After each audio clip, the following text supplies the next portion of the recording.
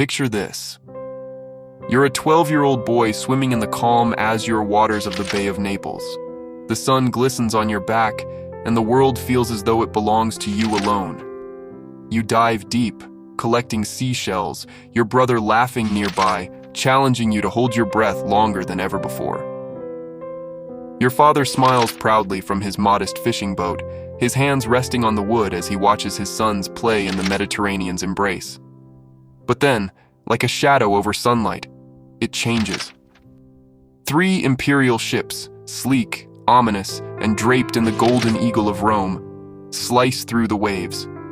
Their purple sails ripple with authority. Your father's face drains of color. Everyone in the village knows what these ships mean. The emperor is watching again. You feel no fear at first, just confusion. But those ships aren't here by accident. You have been seen, observed, noticed for your grace in the water, your ability to move like a fish. You don't yet know that this will be your last day as a free boy. By sunset, you'll be taken, not by force, at least not at first, but with the polished authority of the Roman Empire. Soldiers speak kindly. They offer your family a small reward. They promise education, service, advancement.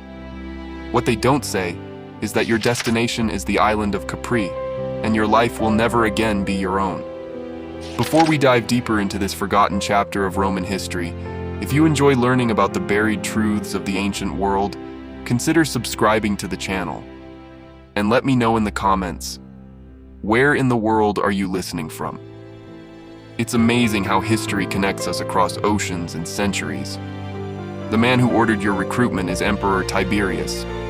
He wasn't always a shadowy figure hidden in marble halls. He once stood tall in Rome, a decorated general, a promising leader. When he took power in 14 AD, many believed Rome had entered a golden age. Wise, experienced, loyal to duty. But absolute power changes even the strongest of men.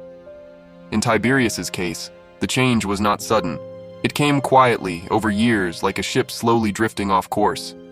By the time you arrive at Capri, he has abandoned Rome altogether, retreating to a private villa on the cliffs above the sea. Officially, he is resting, recovering from age and illness. But those who serve him know otherwise. The villa is vast, majestic, a testament to Roman engineering and beauty. But beneath its splendor lies something else. A carefully curated world where reality bends and truth is buried beneath layers of luxury and secrecy. For those taken to Capri, it is not a sanctuary. It is a place where the innocence of childhood fades into history's long shadows. You are no longer just a boy from a fishing village. You are now part of the emperor's household. And as the waves crash softly against the cliffs, your new life begins in silence. Capri rises from the sea like a mirage, its cliffs kissed by clouds, its shores battered by waves that whisper ancient secrets. When you first glimpse the island from the deck of the imperial ship, you feel awe. That awe, however, quickly gives way to unease. The guards watch you closely. The sailors don't speak. Everything is too perfect, too silent. The moment your feet touch the dock, you are processed. That's the word they use. Not welcomed, not greeted, processed. Like grain or timber or coin. A physician inspects you, noting your posture, your teeth, your skin, and your breathing. You are asked to swim again. You obey. This is no longer a game. The emperor's villa is unlike anything you've imagined. A sprawling complex of gardens, terraces, baths, and corridors carved into stone. Statues of gods and heroes watch you from every corner, their stone eyes never blinking. You walk beneath arches taller than any tree in your village. You sleep in a chamber of marble and silk, but none of it feels like yours. Your name is used less and less. Instead, you're referred to by number, by task, or by location. The other boys, there are many, teach you quickly. Speak little, move fast, obey faster. Most are from coastal towns like yours, some older, some younger, all marked by the same silent fear. Training begins within days, not military, not educational. Movement, rhythm, swimming in carefully timed patterns. You are shown how to breathe, how to hold that breath longer than you thought possible. You are taught to swim silently, with precision, grace, and obedience. You begin to understand that your abilities are not a gift, they are a requirement. Tiberius rarely appears at first. He is distant, a name more than a man. But the villa feels shaped by his presence. Food changes with his mood. Routines shift when he rises. The others whisper when he walks the halls. You see him for the first time during a festival. Draped in gold, seated on a high platform, he watches everything with eyes like flint. He speaks kindly to the officials, nods to the priests, smiles at the entertainers. And then, for the briefest moment, his gaze falls on you. It is not cruel, nor is it kind. It is calculating. You shiver despite the warmth of the evening air. Because in that moment, you realize something profound. Your life is no longer your own. Capri is not just a place of exile for a weary emperor. It is a stage, a gallery, a carefully orchestrated world where everything and everyone exists for one man's gaze. And you, swimmer from the Bay of Naples, are now part of the performance. Your world is now water, not the sea you once played in, not the wild freedom of sunlight and open sky. This water is different, still, silent, shaped by marble and purpose. It does not welcome you. It contains you. You live by the rhythm of pools now, warm chambers built not for health but for spectacle. Some are shallow enough to kneel in, others so deep you can vanish beneath their mirrored surfaces. You are told which to use and when, and how long to hold your breath. And most importantly, how not to speak. The training is gentle on the surface, but it leaves bruises in invisible places. You're shown how to swim without splashing, how to stay under for minutes at a time. The movements are described like art, graceful turns, slow dives, smooth ascents. But what you're really learning is obedience, discretion, quiet survival. The man who watches you from the edge of the pool is no longer a distant emperor. Tiberius has become a daily presence, a quiet one. He doesn't shout or strike. He watches, he instructs. Sometimes he even smiles. That's what makes it all so confusing. He praises you when you're calm, rewards you when you follow the rhythm. He calls you his little swimmers, as if the training is a game and the palace a sanctuary. But every boy learns the unspoken truth. The better you perform, the more you're noticed.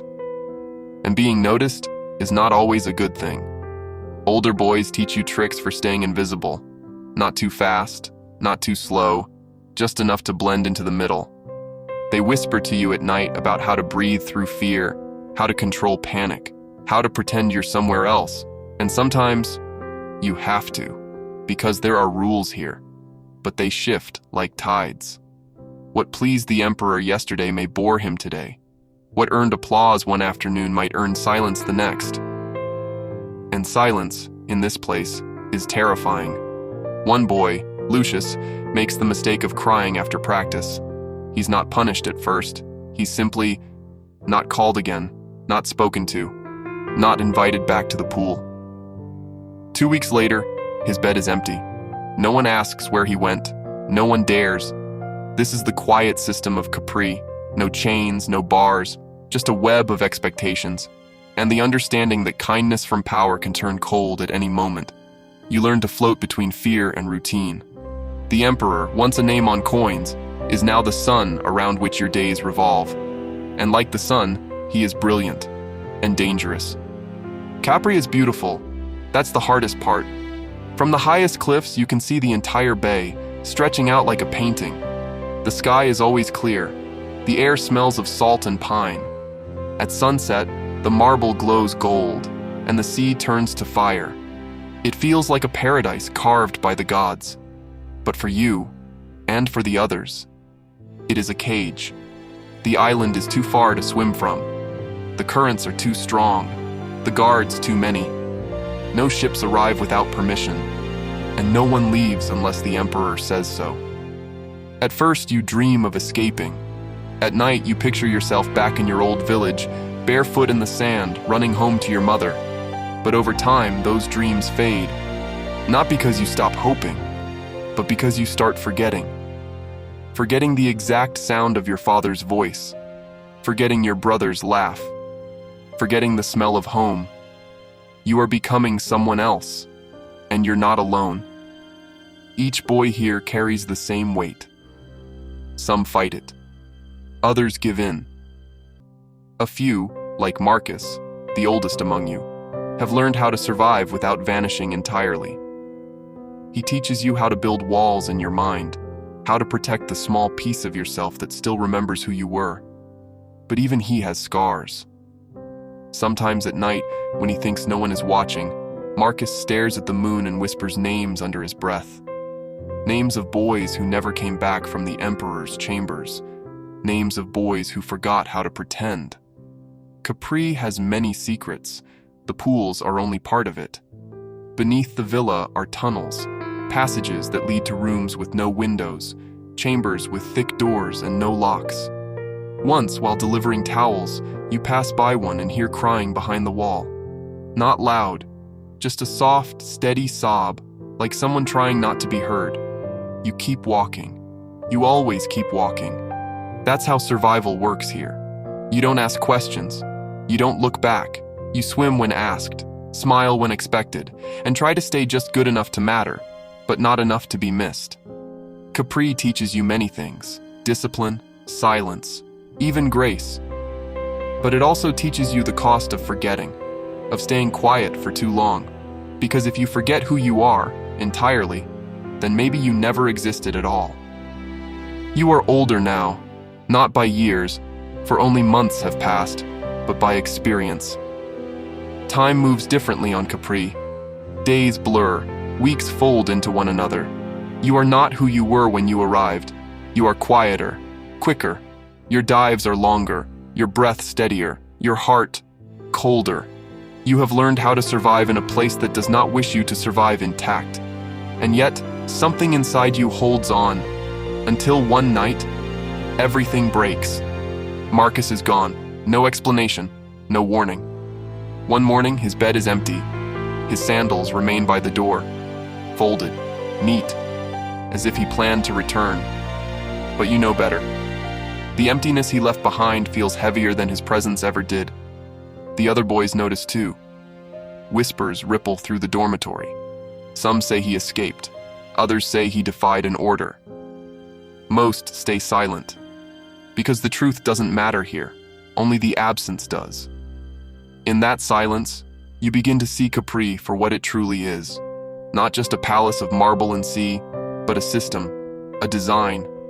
Every corridor, every chamber, every ritual exists for one purpose: to erase memory, to erase will, to erase the name you were born with, the dreams you once had, and the boy you used to be.